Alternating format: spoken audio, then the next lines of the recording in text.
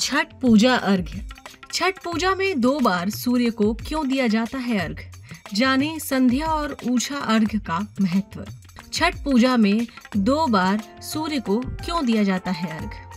छठ पूजा केवल एक धार्मिक पर्व नहीं, बल्कि आस्था, श्रद्धा, तप, संयम और पवित्रता का प्रतीक है। ये महापर्व 4 दिनों तक पूरे विधि विधान से मनाया जाता है, जिसमें सूर्य देव को अर्घ्य अर्पित करना सबसे महत्वपूर्ण माना गया है। बिना अर्घ्य के ये पूजा अधूरी मानी जाती है।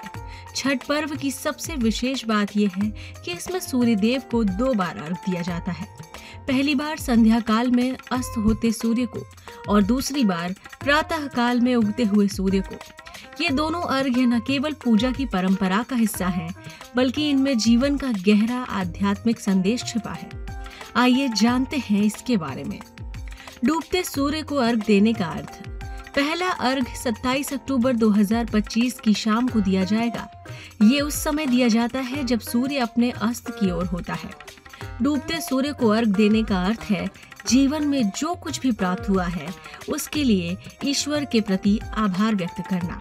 ये अर्घ्य हमें ये भी सिखाता है कि हर अंत किसी असफलता का नहीं, बल्कि एक नए आरंभ की भूमिका होता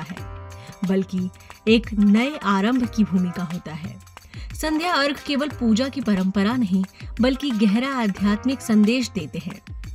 उगते सूर्य को अर्घ्य देने का अर्थ। उगते सूर्य को अर्घ्य देने का अर्थ।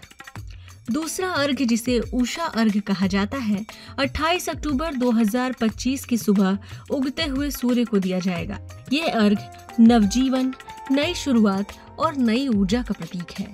जैसे सूरज हर दिन अंधकार को मिटाकर उजाला फैलाता है, वैसे ही ये अर्घ्य हमें सिखाता है कि हर कठिनाई के बाद नई उम्मीदें जन्म लेती हैं। उषा अर्घ्य आशा, जागरण और सकारात्मकता का प्रतीक माना जाता है। यानी जैसे रात के अंधकार के बाद सूरज फिर से जीवन का संचार करता है। छठ पूजा के दोनों अर्घ्य जीवन के 2 पहलुओं, अंत और आरंभ का प्रतीक है।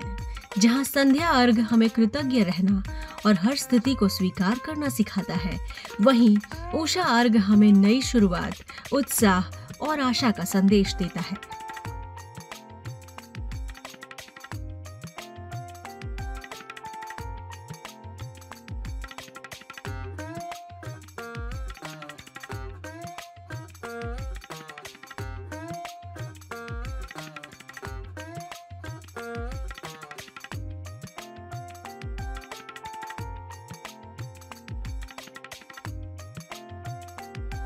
इस वीडियो में दी गई जानकारी केवल पौराणिक मान्यताओं, धार्मिक विश्वासों और ज्योतिषीय तथ्यों पर आधारित है। स्तुति इनकी पुष्टि नहीं करता। किसी भी उपाय को अपनाने से पहले संबंधित विशेषज्ञ से सलाह जरूर लें।